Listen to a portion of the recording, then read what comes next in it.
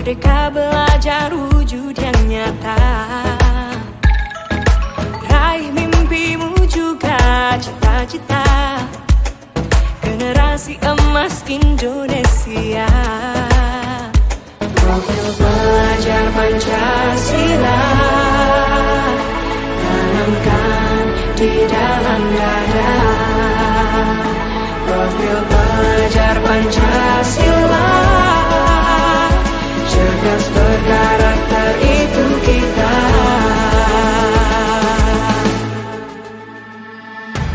Beriman dan bertakwa pada Tuhan yang Maha Esa. Berakhlak mulia, berkebijaksanaan. Tapi Bapak dan Ibu lebih jelasnya mungkin nanti akan disampaikan oleh narasumber kita, yaitu Pak Edi Ardiansyah, GP Angkatan 9 dari SMP Negeri. Kepadanya dipersilakan. Mohon disimak dengan baik-baik. Jangan mengacu ya Pak Edi ya Pak. Kalau ngantuk mau aja. Baik, terima kasih Bapak Moderator atas kesediaannya dan juga Bapak Ibu yang berbahagia. Assalamualaikum warahmatullahi wabarakatuh. Alhamdulillah, bismillah, la haula wala quwwata illa billah.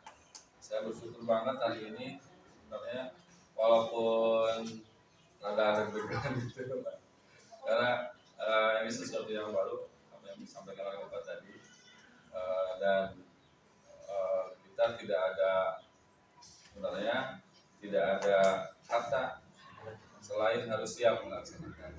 Tidak dihadapkan dengan suatu kewajiban kita, karena ke depan ini adalah kewajiban bersama semuanya.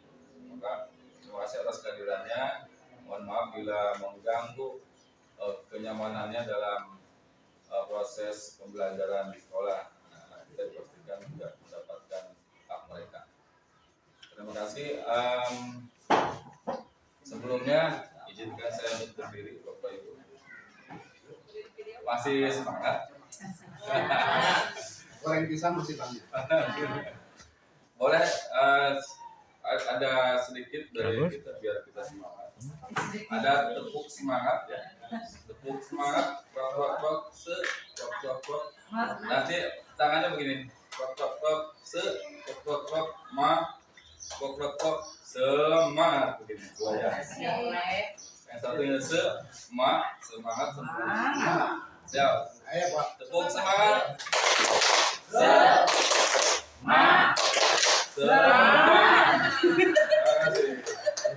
Kurang baik. Baik.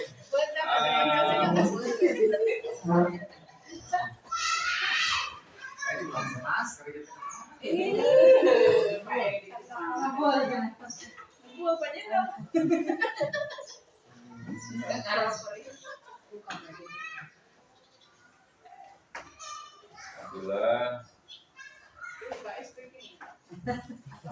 Nanti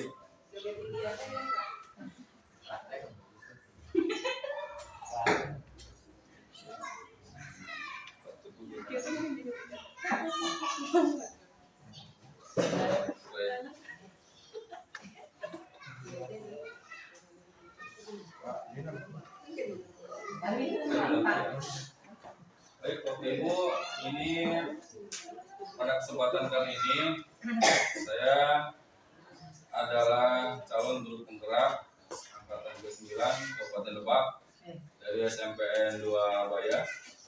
Saya bersama sekian ribu teman-teman sebanten mendapatkan kesempatan untuk belajar lagi, dan alhamdulillah dari sekian banyak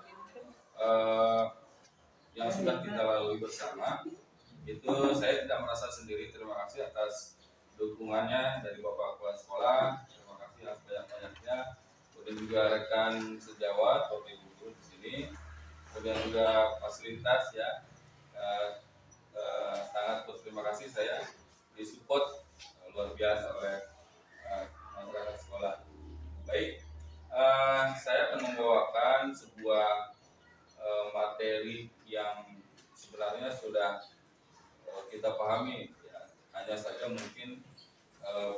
bahasa atau penerapannya. Nah, di sini kaitannya dengan modul 1.4 yang saya bawakan tentang budaya positif.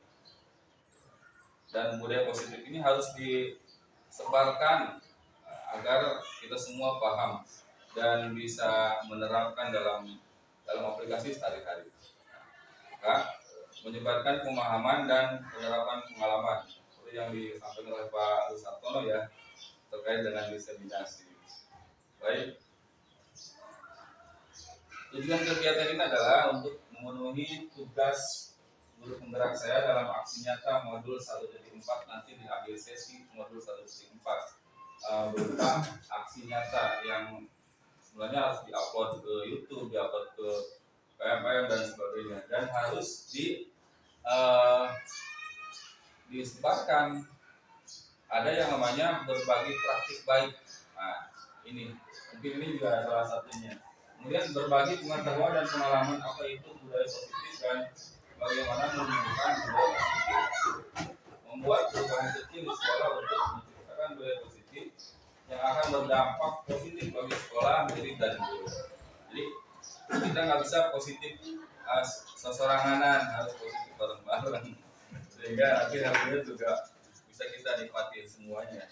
Nah, konsep inti dari paparan kita kali ini adalah perubahan paradigma belajar, kemudian ada disiplin positif, ada nilai-nilai kebaikan, ada kebutuhan dasar manusia, motivasi perilaku manusia, posisi kontrol guru, keyakinan kelas, dan segitiga restitusi. Insya Allah ini Bapak Ibu dahulu semua, ini ilmu semua. Mudah-mudahan kita bisa mengambil sesuatu yang baru. Ini terkait dengan paradigma ya. Pembelajaran dengan paradigma baru merupakan pembelajaran yang dirancang berdasarkan prinsip pembelajaran berdiferensiasi. Alhamdulillah teman-teman kita sekarang ada 3 orang ya, 2 orang yang sedang melaksanakan itu. Kita doakan semoga lancar dan mendapatkan hasil terbaik sehingga para peserta didik belajar sesuai dengan ukurannya berdasarkan pertimbangan sesuai teori psikologi modern untuk memberikan profil pelajar Pancasila. Nah, Bapak Ibu ternyata muara kita ke situ. Dari kesemuanya kita bermuara kepada profil pelajar Pancasila yang 6 itu, 6 poin, 6 nilai. Ada beriman, bertakwa pada Tuhan Yang Maha Esa dan berlaku mulia, berkebinekaan global, bergotong royong, relatif, berdalih dan mandiri. Ini ternyata muaranya ke situ. Kemudian ternyata ada miskonsepsi tentang teori kontrol. Jadi di sini miskonsepsi ini karena kita mensikapinya keliru ya, agak kurang tepat begitulah. Ada teori kontrol menurut Dr. William Glasser itu, jadi guru mengontrol murid. Nah, itu dikatakan sebuah ilusi karena sebenarnya tidak mengontrol Bapak Ibu. Nah, kemudian juga ada ilusi bahwa semua penguatan positif efektif dan bermanfaat. Semua penguatan positif itu efektif dan bermanfaat. Nah, tidak juga sebenarnya. Ilusi bahwa kritik dan membuat kritik dan di situ harus mekanisme ini membuat orang merasa bersalah dalam menguatkan karakter. Nah, ini pendapat kita selama ini. Kemudian juga ilusi bahwa orang dewasa memiliki hak untuk memaksa. Nah, di kurikulum Merdeka ini sekarang tidak seperti itu, makanya disebut miskonsepsi. Seperti itu, Bapak Ibu. Ini sepertinya sedang meresapi ya Allah. Ini luar biasa ini Pak. Sedang konsentrasi Bapak Ibu. Kemudian kita ternyata harus bisa mengubah paradigma stimulus respon ke pendekatan teori kontrol. Stimulus respon ke teori kontrol. Misalnya stimulus respon itu realitasnya kebutuhan kita sama, padahal realitas kebutuhan kita berbeda. Oke, jangan ke anak, guru-guru juga berbeda, kebutuhan kita berbeda. Semua orang melihat hal yang sama, tapi setiap orang memiliki gambar yang berbeda. Ini teori kontrol. Kemudian kita mencoba mengubah orang agar pandangan sama dengan kita, karena kita egois. Gimana caranya mendikte anak, mendoktrin anak dan sebagainya. Tetapi sebenarnya di teori kontrol itu kita berusaha memahami pandangan orang lain tentang dunia. Ternyata tidak semua yang kita merasa benar menurut kita belum tentu kata orang lain. Yang menurut kita ini pas buat anak belum tentu kata anak. Seperti itu. Perilaku buruk dilihat sebagai suatu kesalahan. Nah, semua perilaku memiliki tujuan. Nanti kita ketemu di restitusi. Restitusi kemudian juga lima kontrol ya. Kemudian orang lain bisa mengontrol saya di stimulus respon. Di teori kontrolnya hanya Anda yang bisa mengontrol diri sendiri. Nanti kaitannya dengan motivasi intrinsik, motivasi yang timbul dari dalam diri sendiri. Tidak ada paksaan, tidak ada hal-hal lain. Saya bisa mengontrol orang lain. Ternyata Anda tidak bisa mengontrol orang lain. Itu nggak bisa ya Pak. Karena kita juga nggak bisa mengontrol diri sendiri, apalagi orang lain. Pemaksaan ada pada saat pendidikan gagal. Ketika kita membujuk anak nggak mau, dipaksa-paksa. Ternyata ini harus ada kolaborasi dan konsensus.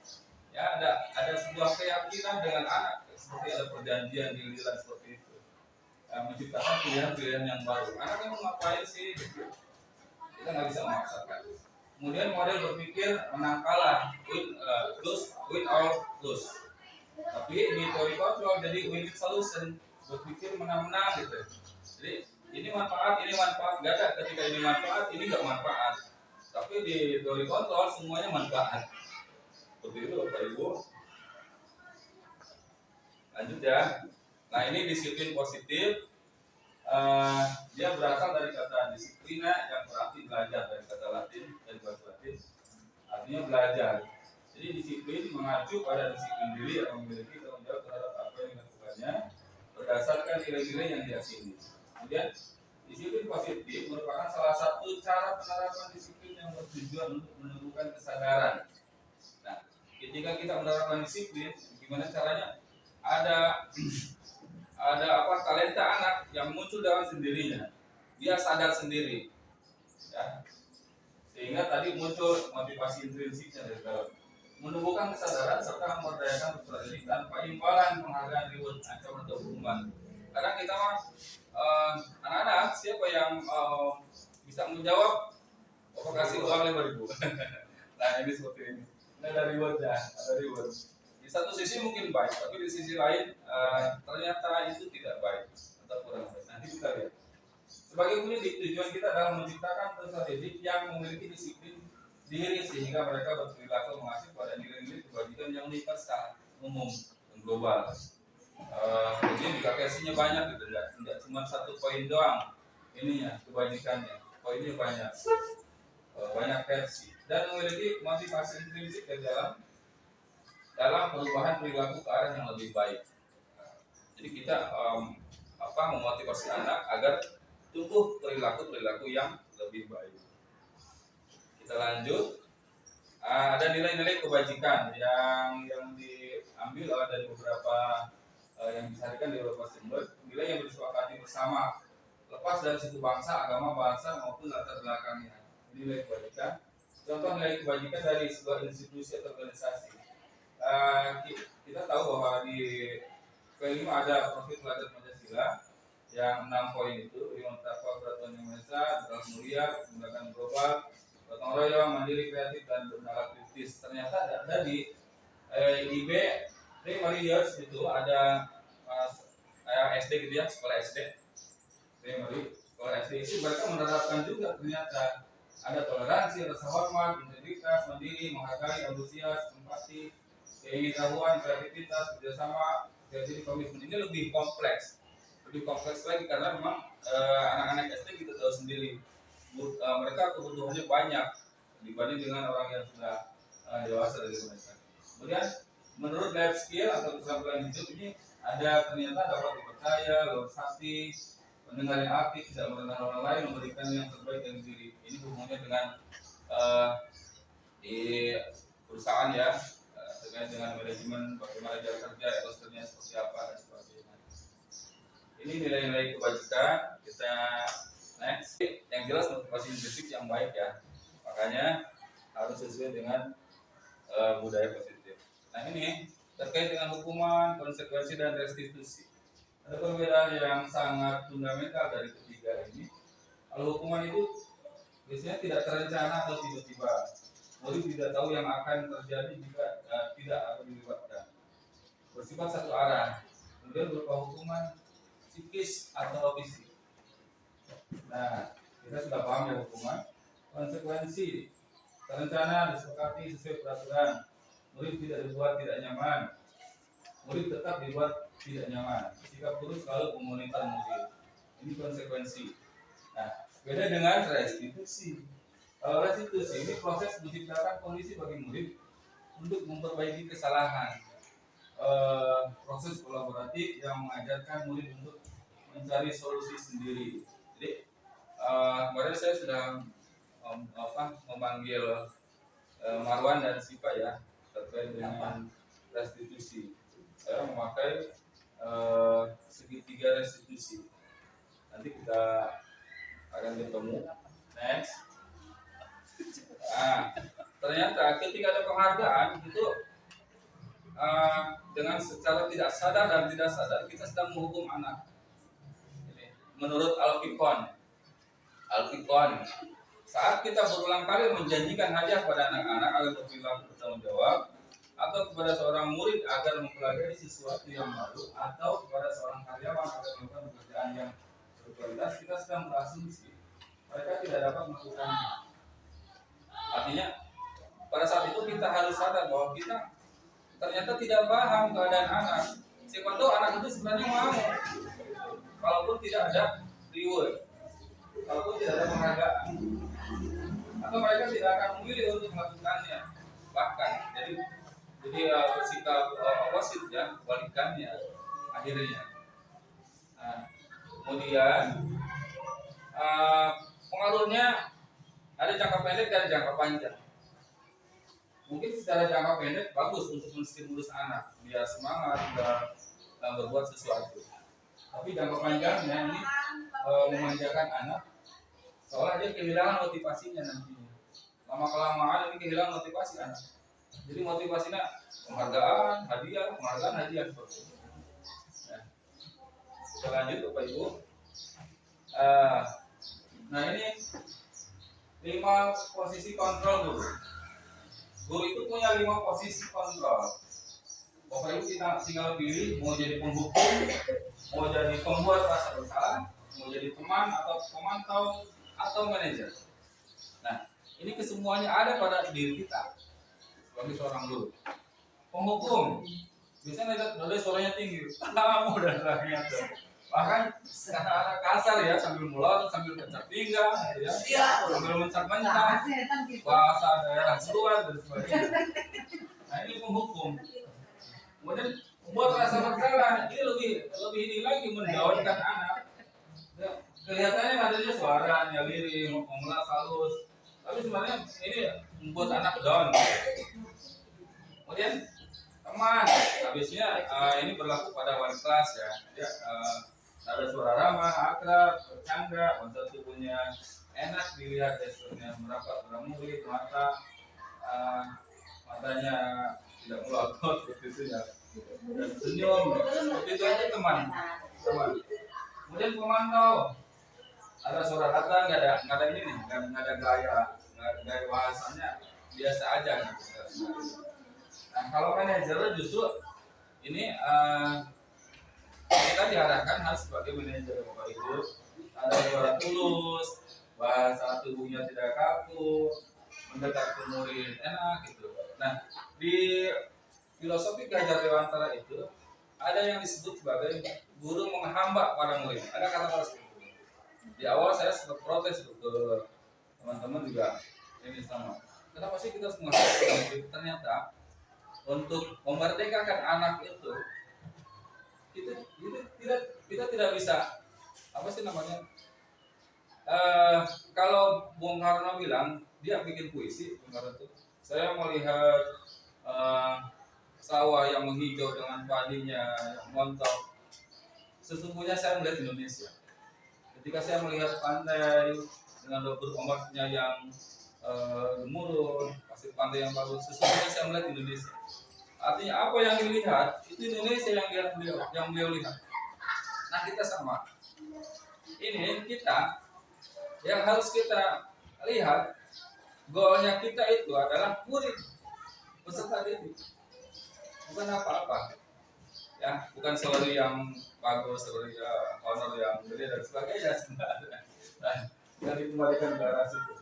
Nah, untuk ini saya punya video Ibu. Sebentar. Mudah-mudahan berkenan. Ini ada video terkait dengan 5 posisi kontrol dari seorang guru.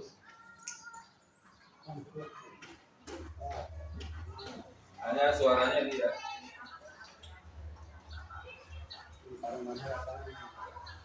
Coba. Nggak muncul. Kok begini? Kok begini, Pak?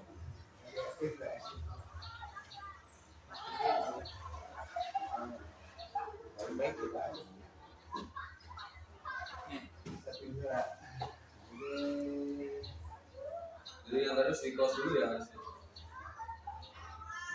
Oh, sini.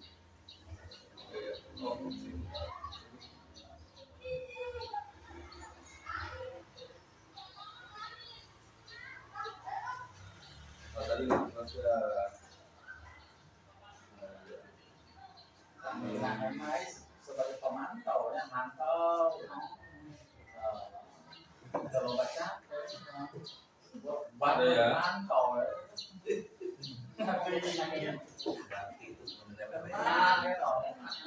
Nggak polos, cuma dipakai.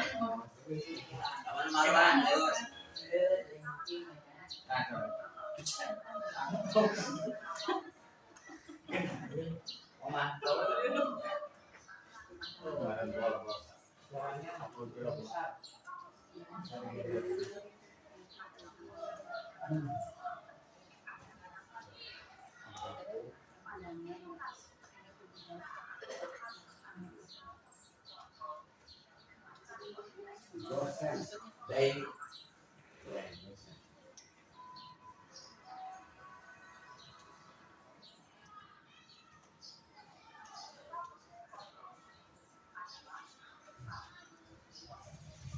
Sama-sama di posisi yang ada. Yang kedua, yang ketiga, ada ini tipu-tipu dulu ini. Ya. Kayaknya memiliki Ada yang dominan, ada yang dominan ya. Pakai kafe sudah mempan ya. Ada. kalau memiliki terakhir enggak? Beli terakhir kan. Kalian sudah sangat Sebagai teman mempan, monitor mempan. Ini sebagai posisi penghukumnya. Ada siswa terlambat datang ke sekolah. Nah, ini ada guru piket. Ini guru piket yang bisa nunggu. nah,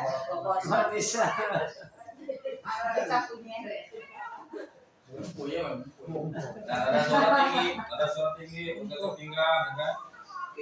Nah,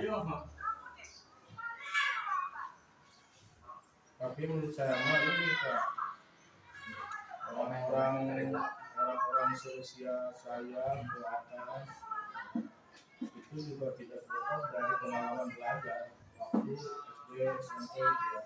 Kenapa orang tua? Karena guru-guru mah ya begitu, kesannya begitu. Tapi kita nurut ya guru, dan sehingga jadi guru pun kayaknya ya begitu. Ini penghukum seluruh kali di lapangan basket. Ini nggak boleh Bapak Ibu karena nggak ada korelasinya. Nggak ada korelasinya. Terlambat datang, keliling, lari keliling.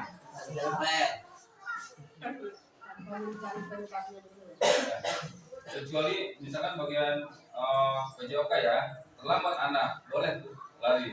Karena pada saat itu sudah PJOK itu. Ataupun ada materi lain baru boleh. Ini pelajaran ini mau Iya, nggak ada korelasi Pak. kamu boleh dengan kamu. Golongan sampah, ada? Nah, Golongan sampah, golongan Kalau saya itu jadi kita itu ya tidak terlepas dari unsur-unsur itu, tidak terlepas sama sekali dari unsur itu, karena pengalaman belajarnya ya tidak terlepas dari pengalaman belajar. Tadi kalau posisi menghukum itu membuat anak jadi pendendam tuh. Itu memang tidak boleh. Nah ini membuat rasa bersalah. Membuat rasa bersalah.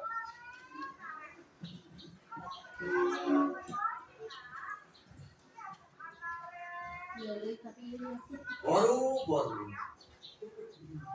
Batak ya. Jadi anaknya telah mati, ibunya yang susah gitu. Biar si anak satu merasa bersalah. Yang pusing dikasih apa?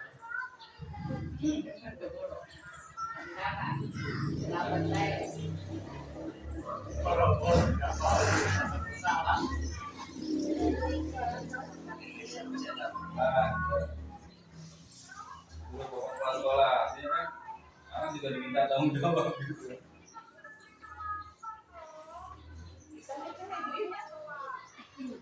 Tadi galak ya lagunya. Nah, anaknya tuh, sekali. Kita bersalah banget. Jangan minder ya, Bang. Jangan minder.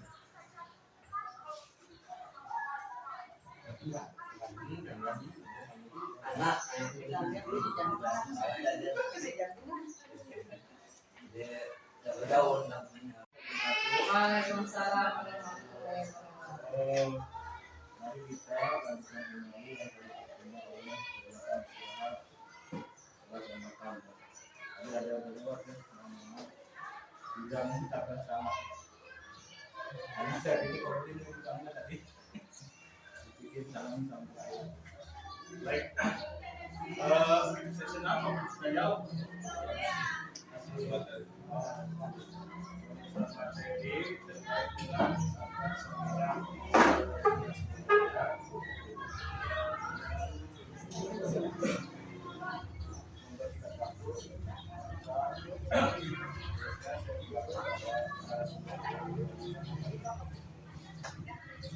Baik, yang kedua kalinya Bapak Ibu, sesi 2. Assalamualaikum warahmatullahi wabarakatuh. Waalaikumsalam. Terima kasih masih setia kebersamaan kita, mudah-mudahan berkah insya Allah. Baik, selanjutnya ini contoh penerapan ini mau posisi kontrol dulu. Ketika ada kasus siswa tidak memakai atribut lengkap saat upacara bendera. Ini posisi kita sebagai penghukum itu menyuruh hormat, menyuruh anak untuk hormat pada bendera selama 1 jam. Ini penghukum. Kemudian pembuat rasa bersalah, ini berucap ini ya, berupa kata ya. Satu kali ibu bapak harus mendengar kamu selalu sedang mendengarkan. Nah, ini kata-kata membuat rasa bersalah. Kemudian selanjutnya sebagai teman, ayo dong ikuti ajaran sekolah, tolong bantu bapak ibu ya sekali ini ya sudah tidak apa-apa. Jadi jangan sampai lulus lagi. Ya, teman, jadi seperti itu. Kemudian pemantaunya kamu sudah melanggar peraturan sekolah. Ini lebih pada mengingatkan. Nah, setelah upacara kamu melihat berikutnya operasi dan jangan diulang lagi. Pemantau. Dan terakhir ini manajer. Apakah kamu tahu kesalahanmu? Kira-kira bagaimana kamu perbaiki kesalahanmu? Jadi kalau manajer merangsang kesadaran anak agar ada motivasi yang tumbuh dari dalam dirinya. Nah, coba kira-kira ini posisi kontrol apakah ya? Saya kecewa sekali dengan kamu. Kira-kira posisi yang mana ibu bapak ibu? Posisi kontrol yang mana ini? Menghukum atau kemudian membuat rasa bersalah atau teman atau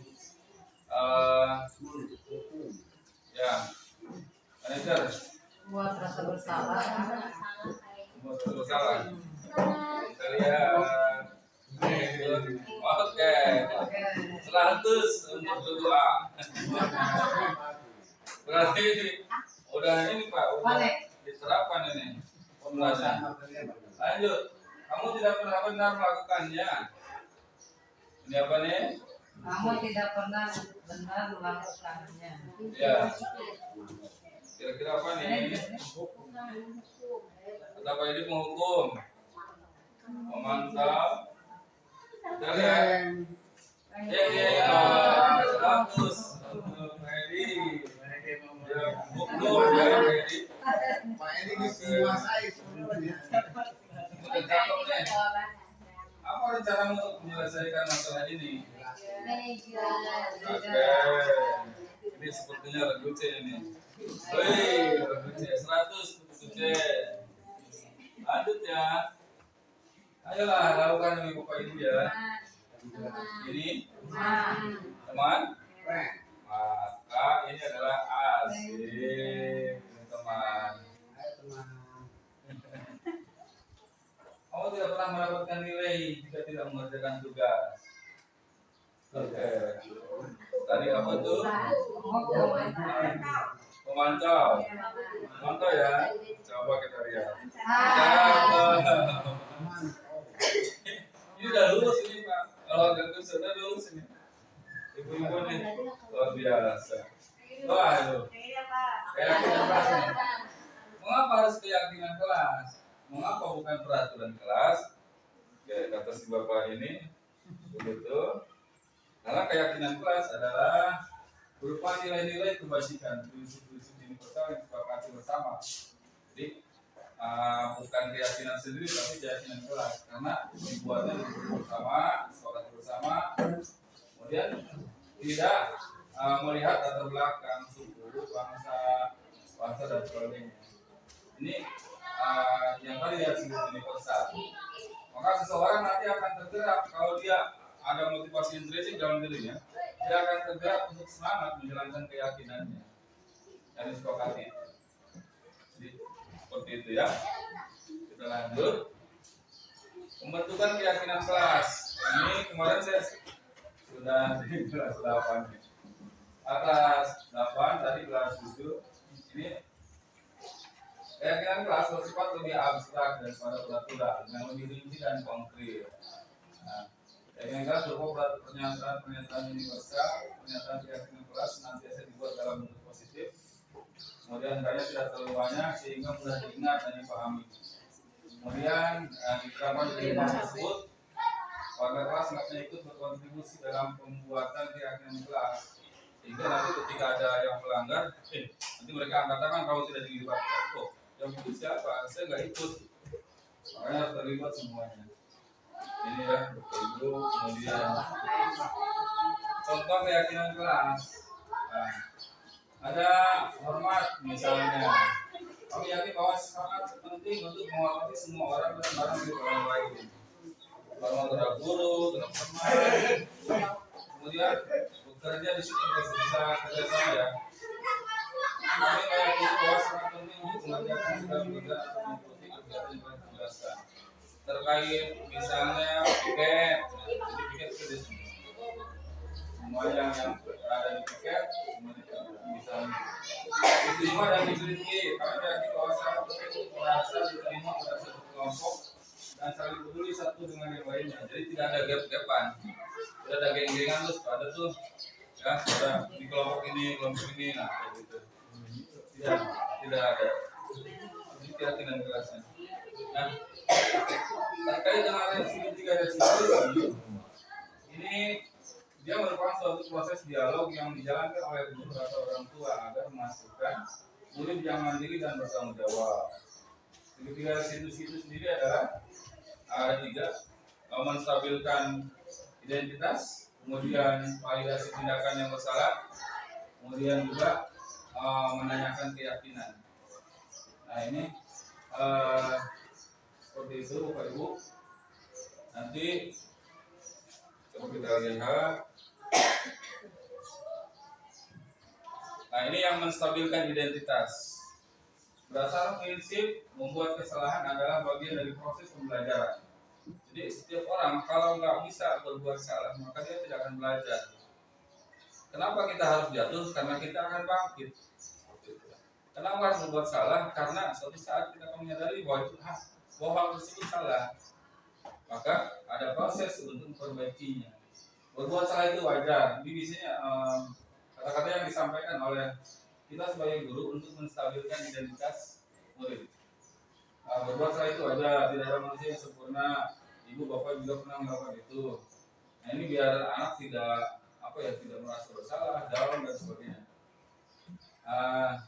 Bapak Ibu tidak mau mencari siapa yang salah, tapi Bapak Ibu ingin mencari solusi dari permasalahan ini. Kamu berhak merasa begitu. Jadi kembali kepada sikap seperti manajer tadi ya, kita mengayomi anak. Kemudian validasi tindakan yang salah. Ya, benar nggak anak melakukan itu? Kita validasi dulu. Kamu pasti punya alasan mengapa melakukan hal itu. Karena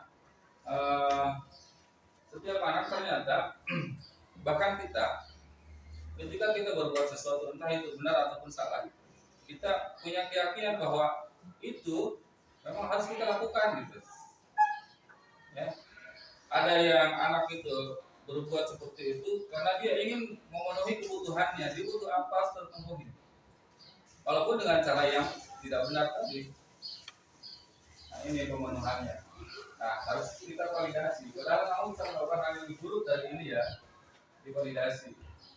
Kamu patut bangga karena telah melindungi sesuatu yang penting bagimu. Misalnya, ini terkait dengan barangnya rusak sama orang. Kayak kemarin si Sipa, pokoknya diinjek sampai rusak sama si Marwan, pecah. Dia marah-marah gitu. Kamu melakukannya karena mempertahankan sesuatu yang penting bagimu. Nah ini. Untuk validasi tindakan yang salah ini, kadang anak merasa kekeh gitu ya, bahwa apa yang dia lakukan itu memang harus terjadi gitu. Atau bahkan masa saya diam saja kayak gitu, masa saya harus bagaimana, ini kan punya saya, pertahankan. Kayak misalnya kita punya keyakinan taruh sesuatu di tangan saya. Kemudian Bapak Ibu silakan bujuk saya untuk melepaskannya. Dengan bujukan, dengan caci maki bahkan, dengan sekuat tenaga buka tangan saya, maka saya akan mempertahankannya sekuat tenaga saya. Bahkan nyawa harus jadi taruhan gitu kalau bisa. Artinya, ketika orang punya keyakinan tertentu, maka dia akan mempertahankannya. Sampai seperti itu. Nah, yang terakhir, menanyakan keyakinan. Nah ini, apa keyakinan kelas kita? Ditanyakan ke anak. Memang kalian punya keyakinan kelas tidak? Ketika punya, misalkan kemarin si Pak dulu ya, si Pak dia keluarkan kata-kata kasar kan sama si Marwan. Keyakinan kelasnya ternyata keyakinan kelasnya adalah saling menghormati dan menyayangi antar teman. Nah, ketika saya panggil lagi Marwan, dia rusak pulpen, kemudian kadang pinjam pulpen gak dibalikin. Nah, tanya keyakinan kelasnya apa? Ternyata keyakinan kelasnya tidak bertanggung jawab. Nah, hal-hal seperti itu. Ini Bapak Ibu ada segitiga restitusi. Penerapannya. Nah, ini penerapannya. Oh, ternyata sebentar. Ada di video terpisah Bapak Ibu. Kamu satu. Insya Allah ini selesai. Ini Padahal ramai itu nonton ramai. ini Pak videonya.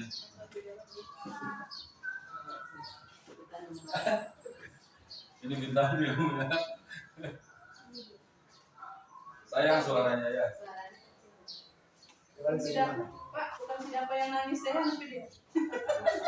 Jadi ini saya panggil si Pak. Saya tanyakan dulu apakah benar dia terjadi cekcok dengan Marwan, kemudian sampai keluarkan kata-kata kasar ke Marwan. Kata dia benar, kenapa malah melakukan itu? Karena pulpennya dihancurin, diinjek sama Marwan, gitu. Sementara Marwan alasannya nggak ngajar, gitu. Kemudian saya tanyakan lagi, apakah benar menurut kamu, benar nggak tindakan kamu sampai mengeluarkan kata-kata kasar marah ke Marwan? Dan dia memvalidasinya dengan tidak benar Pak. Keyakinan kelas mana yang kamu langgar? Dia jawab, keyakinan kelasnya yang dia langgar adalah saling menghormati dan menyayangi antar teman. Kemudian kenapa sih kamu sampai seperti itu? Alasannya kenapa? Dia bilang Itu kan kebutuhan saya Pak, masa harus diam saja? Sudah berapa kali Marwan berbuat seperti itu, dikasih pinjam nggak balikin, nggak dibalikin diinjak gitu. Jadi masa harus diam saja seperti itu. Nah, tapi kemudian saya restitusi dengan ketika dia berbuat seperti itu wajar saja karena dia adalah dia punya hak untuk mempertahankannya. Kemudian kira-kira untuk memperbaikinya apa? Memperbaikinya adalah dia ketika nanti terjadi hal seperti lagi, si siswa ini akan melaporkan kepada ibu guru, bapak ibu guru pelajaran tersebut atau bapak wali kelas, pada wali kelasnya. Kemudian dia akan bersikap sabar menghadapi Marwan. Kemudian restitusinya lagi adalah dia akan meminta maaf kepada Marwan karena mengeluarkan kata-kata yang kasar. Itu intisarinya dari percakapan ini. Ini saya menggali sampai muncul motivasi intrinsik dari dirinya untuk memvalidasi dirinya, tindakannya, kemudian juga dikaitkan dengan keyakinan kelas sebagai budaya yang positif, sehingga hubungannya dengan Marwan masih terjalin baik. Seperti itu Bapak Ibu. Kemudian mana ya? Dengan video dengan Marwan ya sama. Ini video Marwannya saya pakai segitiga restitusi juga. Kemudian ada tanggapan dari siswanya.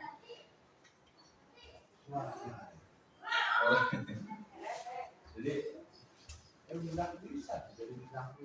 ya ini dia kasih tanggapan terkait dialog dengan saya di segitiga restitusi. Dan ternyata dia bilang senang ya bisa berdialog. Bapak Ibu, ternyata anak pengen sih sebenarnya seperti ini, pengen. Mereka ada perhatian dari kita. Bahkan kalau bisa itu ya setiap anak yang berbuat seperti itu bisa aja dia pengen diperhatikan, pengen kasih sayang, pengen penguasaan yang tadi itu. Dan ini dari Marwannya sama.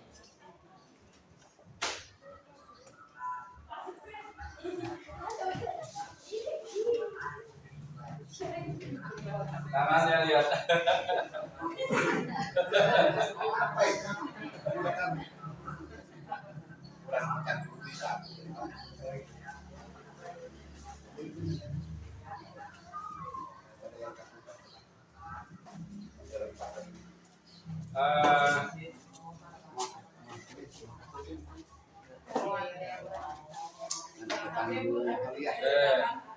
Begitu Bapak Ibu untuk slide-nya seperti itu. Halo? Masih ngantuk? Oke. Bisa berdiri dulu Bapak Ibu, mohon maaf. Berdiri dulu. Ada video ini kan? Berdiri dulu. Ada sedikit. Bentar. Supaya kafiran. Habis. Ya. Saya ada sedikit lagu. Ini oleh-olehnya. Untuk slide insya Allah nanti saya share ya. PT-nya ada di share. Ini tangannya ke sini. Saya tahu saya siap melaksanakan. Sampai situ ya. Ulang. Saya tahu saya siap melaksanakan. Saya tahu saya siap melaksanakan. Saya tahu saya siap, saya siap, saya tahu saya siap melaksanakan. Berarti yang tepat tadi gerakan tangannya berarti Bapak Ibu masih konsentrasi. Bisa ulang sekali lagi? Nah, saya nggak gerakan tangan ya. Oke. Saya tahu saya siap melaksanakan. Saya tahu saya siap melaksanakan. Saya tahu saya siap, saya siap, saya tahu. Saya tahu saya siap melaksanakan.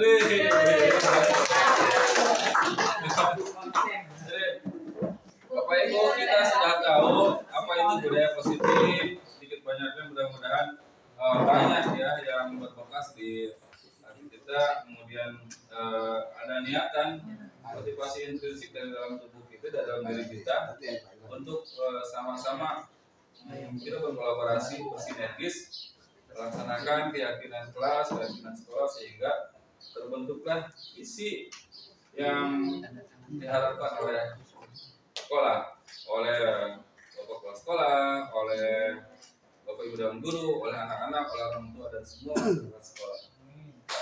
Demikian, jika ada yang mau didiskusikan, untuk moderator ataupun enggak masalah. Ya, nanti insya Allah untuk materi akan saya share kalau misalnya dibutuhkan. Insya Allah demikian. Mohon maaf atas semuanya. Wassalamualaikum warahmatullahi wabarakatuh.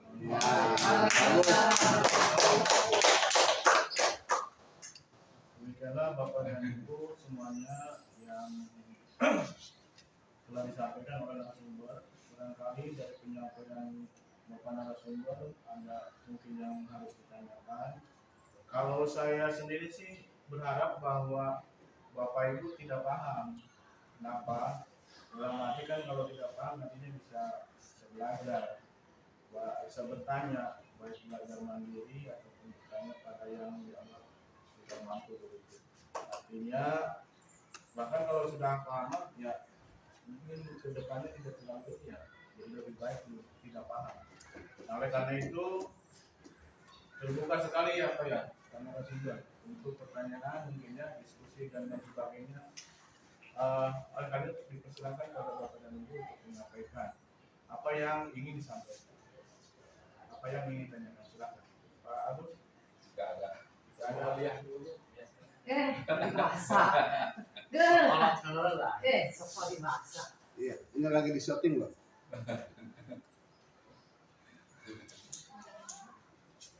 Ya, silakan Ibu. Ya, Pak Budi, punten. Terima kasih paparannya luar biasa. Sebetulnya sangat menginspirasi ini ya, buat kita semua. Ini ada kita selama ini kaku dengan peraturan dan keyakinan. Bahkan saya juga mikir keyakinan biasanya agama ya, kaitannya dengan agama. Tapi kalau keyakinan lebih cenderung diungkapkan di satu kelompok lah, taruhlah kelas. Kalau kita dalam komunitas guru berarti keyakinan yang harus dibangun juga. Kalau anak-anak kita harus dibangun keyakinan, kita juga harus sama, bertindak sama, biar balance kan gitu ya. Kalau kita tidak punya keyakinan, anak sudah punya keyakinan, tetap mereka akan murtad, namun dalam agama ya, jadi keyakinan gitu. Nah yang jadi pertanyaan, teknik membuat keyakinan seorang guru di dalam kelas, bagaimana caranya? Mungkin bisa diperagakan atau bagaimana mau dijelaskan. Kalaulah kita audiens ini adalah murid, gitu. Bisa seperti itu kali ini. Ya, baik, Bapak, terima kasih. Terkait keyakinan kelas, ini skupnya kecil ya, skupnya di kelas mereka. Bahkan keyakinan kelas ini masing-masing kelas boleh berbeda. Nanti tinggal kesepakatan Bapak Ibu guru ataupun dengan wali kelasnya, dengan semua masyarakat kelas. Misalkan kelas 7, masyarakat kelas 7 wali kelasnya, anak-anaknya, kemudian juga boleh ada guru pelajaran yang lain. Nah, kemudian yang skupnya lebih luas juga ada nanti bersifatnya lebih luas lagi dari keyakinan kelas, yaitu keyakinan sekolah. Keyakinan sekolah ini mungkin bisa mengakomodir semua kelas. Karena dari keyakinan kelas itu masing-masing ada yang berbeda, maka secara universalnya ada di keyakinan sekolah. Kalau bentuknya sudah keyakinan sekolah, maka bukan hanya masyarakat sekolah, tetapi juga bisa melibatkan orang tua, bisa melalui komite dan sebagainya. Nah, untuk teknisnya, ini ada 3 tahapan sebenarnya, Bapak. 3 tahapannya yaitu anak-anak diminta untuk membuat aturan dulu, aturan kelas. Nah, aturan kelas misalnya datang tepat waktu, kemudian tidak membuang sampah sembarangan, gitu ya. Kemudian juga hal-hal yang kaitannya dengan disiplin dan yang lain, seperti itu. Nah, setelah aturan tersebut ada, saya kemarin membuat di kertas itu sampai penuh sama anak. Ya, buat kelompok masing-masing, kelompok dikasih kertas, mereka menulis aturan kelas, silakan tulis sebanyak-banyaknya. Itu banyak banget, bahkan ada yang ketika sudah menjadi keyakinan, misalkan disiplin ya, itu yang masuk ke disiplin itu banyak aturan kelas, ada 4 sampai 5 poin aturan kelas itu masuk semuanya di dalam disiplin.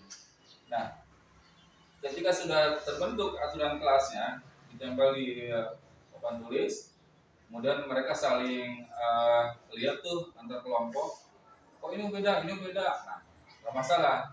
Kemudian setelah itu, yang kedua, tahapan kedua, membuat kebajikan, kalimat kebajikan. Situ. Dari aturan kelas tadi dibuat menjadi sebuah kalimat yang bajik dan bijak, seperti itu. Nah, nanti itu lebih mengerucut lagi sebenarnya, dan nilai-nilainya lebih ketawa, lebih jelas nilai-nilainya. Misalkan ada saling menghormati, hormat pada guru, hormat sesama teman. Nah, sudah mulai mengerucut tuh menjadi sebuah kebajikan, kata-kata yang bajik. Kemudian setelah itu tadi aturan kelas, kemudian kalimat kebajikan, dan yang ketiganya keyakinan, dibuat menjadi sebuah keyakinan. Nah, apa bedanya dengan peraturan dan aturan dan yang tadi kebajikan? Nah, keyakinan ini lebih kepada dia tidak ada punishment di situ, tidak ada justifikasi. Penghukuman itu tidak ada di keyakinan, karena sama-sama diyakini oleh semuanya masyarakat kelas, sehingga ke anak lebih aware gitu, ke anak itu lebih nyaman gitu dengan aturan itu. Bentuknya keyakinan, namanya keyakinan, tapi sebenarnya itu aturan. Tapi anak nyaman dengan aturan itu, makanya disebut keyakinan. Keyakinan kelas karena semuanya terlibat dalam pembentukannya, kemudian ide-idenya mereka masuk, itu semuanya diminta. Nah, kemudian disepakati bersama menjadi sebuah keyakinan kelas. Nanti satu sama lain saling mengingatkan. Kayak anak yang melanggar, misalkan kayak si Pak Marwan, diingatkan aturan, keyakinan kelas mana nih yang kamu langgar? Oh, gitu. Jadi anak paham. Gimana untuk ke depan, bagaimana kamu memperbaikinya? Oh, saya tidak akan mengulanginya dan sebagainya. Seperti itu, Bapak. Terima kasih. Bagus nih berarti ya. Untuk kelas 7 yang P5, langkah baik yang mulai dari sini. Bentuk dulu keyakinan kelasnya. Boleh kan ditulis ya, keyakinan di dinding diabadikan. Keyakinan kelas 8A 1, 2, 3. Keyakinan nanti kalau dikolektif jadi keyakinan sekolah, janji siswa akan berubah menjadi keyakinan siswa. Ya, yang diungkap, dibacakan, barangkali seperti itu. Ya. Kalau sudah sepakati bersama. Terima kasih Pak Munis yang sudah menjelaskan. Barangkali jelas ya Bapak Ibu ya. Tinggal nambahkan, silakan pertanyaan selanjutnya. Saya boleh, tapi jangan bukan juru Sebentar Pak. Ya, misalkan satu aja keyakinan kelas ya, saling sayang, saling menghormati dan sayang sama teman. Ini kalau keyakinan kelas itu kuat dilaksanakan di kelas, tidak ada baling Pak, Bu, nggak ada. Nah, perundungan itu nggak ada. Satu poin itu aja, nggak ada. Tahu loh, apa Pak? dari ini ya. Kalau tidak salah dengar dari saya itu menyimak bahwa keyakinan itu ya hakikatnya peraturan juga. Dan di sekolah itu bukan hanya ada keyakinan kelas, kenapa? Karena ada kita juga ada aktivitas di luar kelas, mungkin keyakinan sekolah ya. Nah, yang tadi saya simak itu, mudah-mudahan saya tidak salah. Kalau salah saya koreksi. Jadi pengalaman saya itu lebih kepada dia lebih dominan ke apa ya, siswa gitu ya, siswa ya kan, bahwa siswa yang melanggar dan lain sebagainya. Permasalahannya saya lebih melihat kepada dunia yang nyata gitu ya, di mana kita sekolah berjalan kegiatan sekolah lah gitu ya, model sholat duha berjamaah ya kan, kemudian selalu bertiap gitu karena memang untuk yang jadi imam itu tidak ada. Nah, anak-anak sebetulnya mereka kebanyakan tidak melanggar, terlibat aktif gitu ya. Kalaupun ada misalkan yang melanggar, itu karena memang misalkan gurunya telat, kan? Keselengguan sehingga aja kan jadi seorang keluar, seorang kemana? Jadi ya ayo bubar menghantu ya. Cuma keberadaan anak di tempat itu juga seperti halnya ketika misalkan di pagi hari, mungkin lama nunggu dan sebagainya, akhirnya mengikutan lah. Nah, terkait dengan itu, ya, mungkin ada keyakinan guru gitu, apa gimana? Jadi dalam posisi seperti itu, saya pikir tidak hanya untuk Siswa. bagaimana siswa melaksanakan sholat duha aja, tapi juga kan ada kegiatan lain, misalkan upacara, kemudian kegiatan bersih dan sebagainya. Berarti kan juga harus dibangun keyakinan guru atau bagaimana? Mohon tegas. Baik Pak, pertanyaan yang bagus. Sebenarnya saya sulit menjawabnya nih. Karena selama ini kita konsen di murid ya, murid sebagai pusat, kita berpihak pada murid. Tapi di modul 1.1 itu kita mengupas terkait dengan filosofi Ki Hajar Dewantara, di mana beliau mengusung 3 slogan. Ingat Sosum Tulodo berada di depan sebagai teladan, Ingmat Jamangun Karso berada di tengah sebagai pembimbing, dan kemudian itu Turi Handayani di belakang sebagai motivator. Nah, dengan itu saja misalkan sudah ada pada diri kita para Bapak Ibu guru, maka insya Allah tidak ada hal-hal yang kurang baik di sekolah. Insya Allah sekolah kondusif. Bagaimana dia sebagai Ingat Sosum Tulodo kembali kepada kita, anak-anak nggak akan bisa ngikutin kita kalau kita nggak bisa sebagai teladan. Dan sama yang Majang Mulkarso atau Handayani. Dan di modul itu juga ada yang sifatnya menuntun, ada yang menuntun diri sendiri, sama kemudian juga menuntun sekaligus murid kita, menuntun ke arah yang lebih baik. Tidak ada kata terlambat untuk berubah menjadi lebih baik. Itu Bapak Ibu. Ya, tadinya saya pikir kalau ada keyakinan siswa, ada juga keyakinan guru. Ada keyakinan sekolah kan? Semua masyarakat sekolah. Jadi ya sebagai pendidik mungkin punya komitmen keyakinan itu ya. Ya.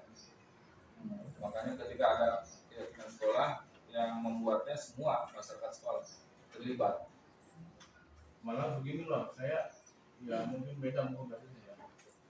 Kita lihat model di sekolah boarding school ya, di school terlepas dari konten misalkan pemberlakuan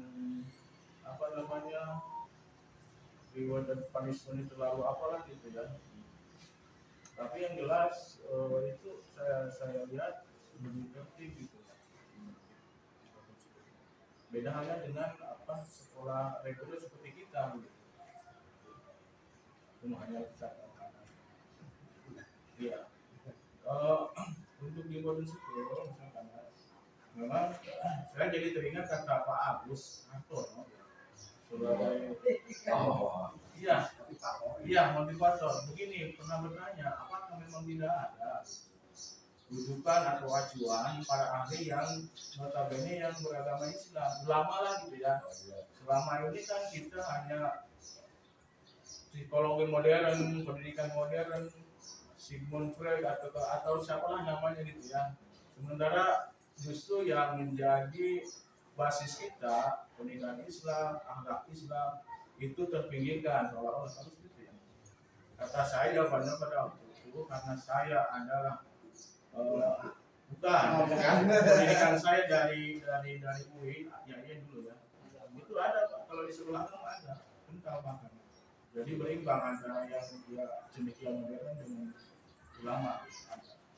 Entahlah kalau misalkan di lembaga mungkin kurang. Intinya saya itu melihat itu keteraturan, ketertiban itu rasanya lebih nampak di lembaga-lembaga yang dia menerapkan dunia berdiskusikan. Karena misalkan pendidikan reguler seperti kita. Mungkin saya salah, tapi yang saya lihat seperti itu.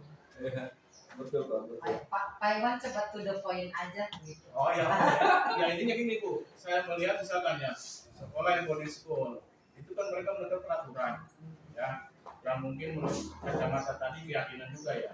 Nah, ini kebanyakan saya amati justru di sana itu lebih teratur.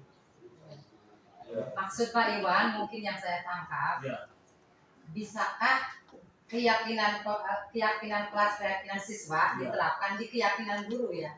Mungkin dengan berbagai kan kalau keyakinan di kelas siswa ada kata-kata begini.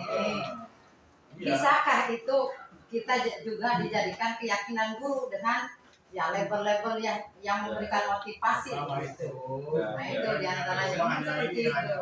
Hanya pengamatan Ya, saya. kenapa tidak bisa kita terapkan di guru juga? Gitu. Bisa Bu, bisa. Ya. Bisa. Yang penting kita sepakati bersama. Nah itu. Menjadi sebuah keyakinan bersama bentuknya dalam sekolah ya, dalam lembaga. Kemudian yang katanya Pak Iwan yang maksud mungkin di loka pertama itu kita sempat menanyakan karena betul dari disarikan dari ini misal pendapat ini disarikan dari pendapat seorang ahli ini. Ternyata memang dari kita sempat menanyakan juga itu sebuah diskusi Pak. Kenapa ini tidak meneladani pendidikannya Rasulullah secara Islami gitu? Kenapa itu nggak diambil seperti itu? Nah, kita itu sampai bertanya seperti itu Pak. Jadi karena mungkin yang backgroundnya boarding school, pendidikan Islami yang mereka pegang. Itu Bisa. terlepas. Ya. Jadi kalau kita berbicara soal teori, justru dari zaman dulu juga tidak kurang-kurang menurut saya. Jadi perangkat-perangkat ataupun aturan apapun itu namanya tidak kurang-kurang untuk dalam rangka mewujudkan komunitas sekolah yang baik. Iya ada. Gitu. Tapi ya itu tadi saya kembali melihat misalkan lembaga ini sekolah ini gitu ya. Modal kita ya perasaan dari dulu ya. Prinsipnya merdeka, kalau prinsipnya merdeka, jadi membangun aturan itu aturan kelompok yang disepakati, tapi jangan dilepas, sebab mereka bisa membuat aturan sendiri menurut kesenangan mereka. Misalkan di kelas boleh buka HP, main game, bisa aja. Kalau dalam satu keyakinan mereka sudah bisa menentukan bahwa itu benar kan gitu ya. Jadi ini mah betul-betul harus aja dipantau ketika kita memilih keyakinan. Sama kita misalkan guru membangun keyakinan. Boleh terlambat maksimal 20 menit, pasti 20 menit atau 5 telat. Jadi taruh kami 20 menit. Yakin enggak? Yakin. Ya itu kita sebetulnya sudah membangun keyakinan kita masing-masing, sehingga timbullah dalam benak kita itu timbul ada terbaik Pak Hilwan. Jadi sesungguhnya di samping saya ada rasa optimis, juga ada rasa pesimis. Tapi mudah-mudahan tidak. Ya, tapi kalau kita bangun ini mak ya kita sama kita bangun karena yang bisa di sini Ini pada orang. ya, Kita wajib bersemangat optimis bersemangat semangat sedikit Pak. Mungkin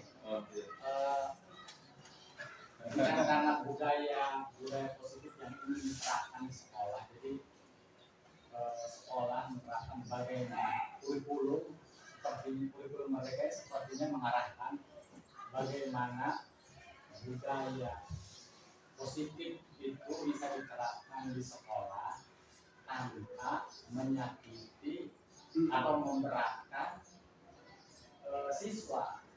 Tentunya aturan ini dibangun atas kesepakatan siswa dan guru.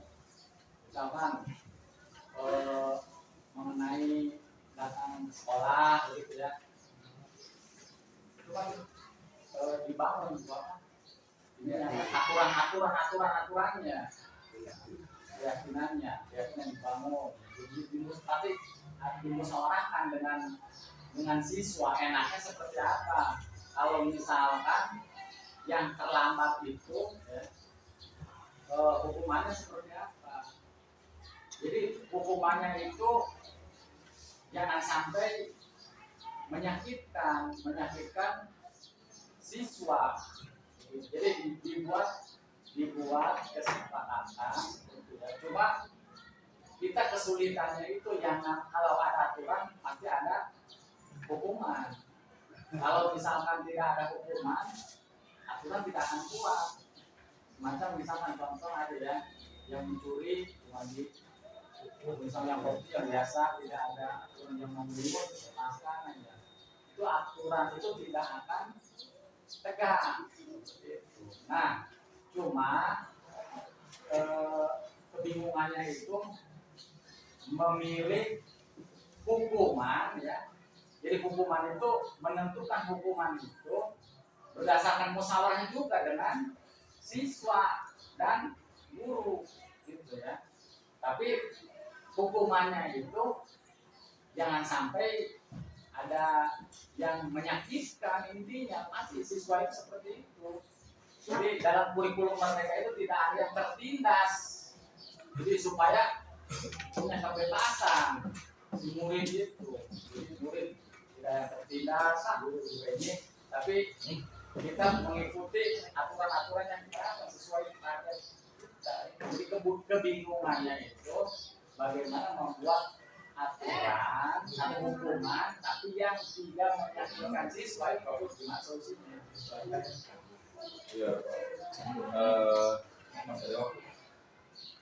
semoga itu adalah Baik psikis atau misalkan Tadi di slide itu ada Pak. Sebenarnya kita sudah tidak pakai lagi hukuman, tapi digeser menjadi konsekuensi. Nanti konsekuensi digeser lagi menjadi restitusi. Restitusi itu ya kita memfasilitasi anak-anak, memfasilitasi untuk berdialog sama kita. Kita gali seperti apa, kebutuhannya seperti apa, kita arahkan, kemudian kita munculkan motivasi intrinsiknya untuk berubah. Nah, jadi bukan lagi hukuman dan konsekuensi, tapi restitusi. Nah, itu kita memang berat untuk sampai ke restitusi. Maka bertahap step by step.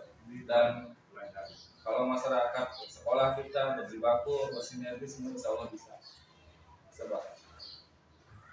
Jadi menurut Pak Usman, disiplin kita kan disiplin karena takut ya. Itu. Jadi tidak takut ya tidak disiplin. Karena motivasinya eksternal. Tapi kan ini menawarkan hal yang baru ya, dan mudah-mudahan itu sudah baik dan insya Allah berjalan dengan baik. Yang penting mungkin ada perubahan ya kan. Kita pelajari dan dijalankan. ya di sekolah yang tanpa bayangan Karena sudah ini bayangan tidak ada bayangan itu itu maksudnya. Walaupun nanti setelah dewasa akan terjadi yang dulu lama kan kayak enggak. Nanti itu dipelajari juga di sekolah. Lima untuk bersama di kelas ya. Dengan di kelas sama kita keluarkan di sekolah itu membangun. Ya mungkin itu ya terkait waktu kasihan anak-anak. Bapak dan Ibu, semoga kita semua sudah mengikuti dengan baik seminar diseminasi budaya positif, membangun budaya positif di sekolah. Mudah-mudahan ini banyak manfaat kita semua ya, dan mudah-mudahan ini menjadi motivasi untuk selalu kita mengeksplor ya, menggali belajar sendiri bagaimana keberlanjutan dari diri sendiri. Jangan sampai berhenti sudah menyimak mendengarkan pertemuan ini kemudian tidak berusaha untuk mempelajari lagi. Kita itu saya rasa mungkin tidak paham dalam arti dari tidak paham kemudian kita bisa belajar lagi. Kelihatannya wajah-wajah sangat lelah gitu ya. Maka untuk selanjutnya kita akhiri saja pertemuan kita pada hari ini dengan membacakan kalam Nanggala bersama-sama. Amin. Lupa dari saya ucapkan terima kasih semuanya dan juga mohon maaf bila mana